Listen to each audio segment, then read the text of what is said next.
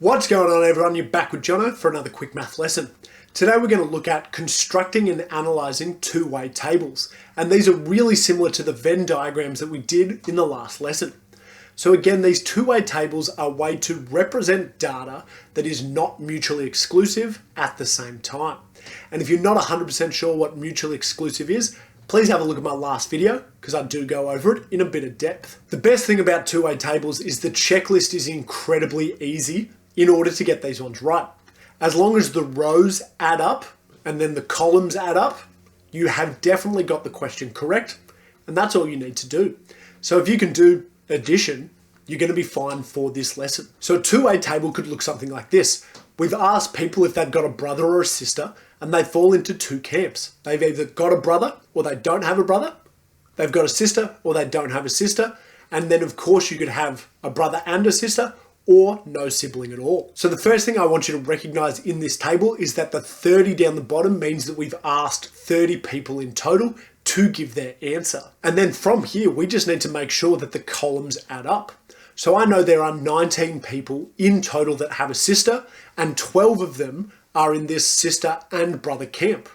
So that means straight away I could say that, oh, there must be 7 more people that have a sister and don't have a brother. And now this sister row adds up, so I can move on. Now I've got the 7 and the 4 on top of each other. I said that I need this column to make sense. So 7 plus 4 is equal to 11. Throw it in straight away. So now I'm going to do this bottom total line. I know that it has to equal 30 in total. I've got 11 people, so that means 19 people have to be in this brother camp, and then I get the answer correct. And now I just have to make sure everything else adds up, right? Because I've got 19 in that first column and a 12, I know that 7 has to go there, and then 7 and the 4 is equal to 11, right? And that also works as well. The best thing about this is that you can always check your answer, right? At any time, you can just make sure that all of these add up together, and then you are done. So the questions you might get asked from a two-way table like this is, oh, what's the probability of someone having a brother? All you've got to do is make sure that you are looking at the total columns for this one. So 19 people in this example have a brother. So the answer is just 19 over 30. Happy days. This next question, what's the probability of B and then NS? Remember, this is the intersection between brother and sister. So we're only looking for people that have a brother and a sister. This is easy to see. There's an actual cell for brother and sister. And for this one, it's 12. So the answer is 12 over 30. If I want to simplify that down, I get to 2 over 5. And that's my final answer. Finally, for this one, I've got the sister union with the brother. So this is just anyone that's got a sister or a brother or both. So the only people that don't fit into this category are the 4 that are in that neither cell. So I just know that there are 26 people that fit into it. 26 over 30 simplifies to 13 over 15. Happy days. And just a reminder, that looks like sub. It'd be really helpful if you did that to this video. So filling one of these in with information straight away is really easy. The other type of question you're going to get is to fill in your own.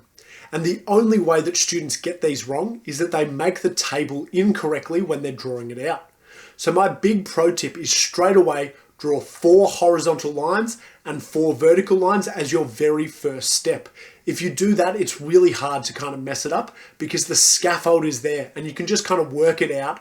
But making sure we get that right first is the most important step. The next thing I want you to do is to write the totals. So that's going to go at the bottom left-hand side and the top right-hand side. And once you've got those in, we know where everything else kind of fits in. Immediately after that, put in how many people were surveyed in the bottom right-hand cell, and then we're good to go. So in this example, we've got 129 girls who are in advanced maths, 108 are playing footy, and 18 do neither. And we need to create a two-way table for this if 200 girls were surveyed. So the first thing I want you to do is whip in those lines. So 4 horizontal, 4 vertical immediately. Then we've got to put the total at the bottom left and top right. And we know that we interviewed 200 people for this. So that goes in the bottom right straight away.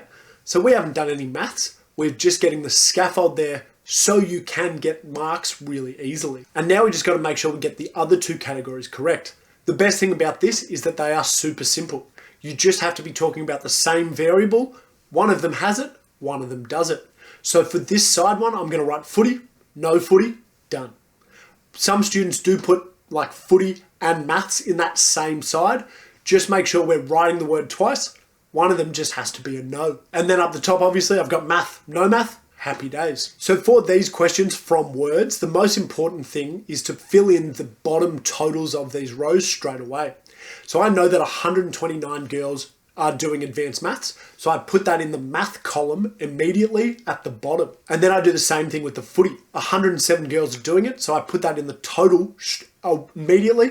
And then the rest of it becomes pretty easy. The other bit of information I've got is the girls that do neither. And those 18 are going to go here straight away. And now it's the same kind of question as we had before. As long as the rows and columns add up and make mathematical sense, we've got this one right. So the first one I'm going to do is the girls that don't love footy. That has to be 200 minus the 107, which is equal to 93. Pop that in. Then I'm going to do the girls that aren't doing advanced math. So that's 200 minus 129, which is equal to 71. Throw that in straight away. From here, because I've got that 18 written in, I can do these other two immediately. Just using my calculator, I can see that I've got 53 in this footy without doing math and 75 in this math without footy.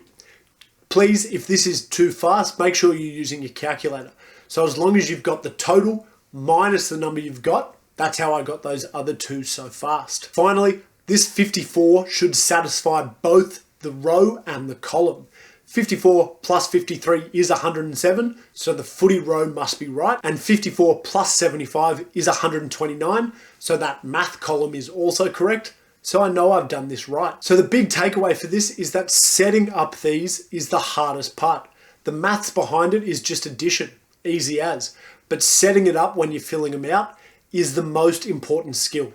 So please just hit those 4 lines up and across, and then you're going to be on your way to getting these 100% correct. Thanks so much for watching, and I'll see you later.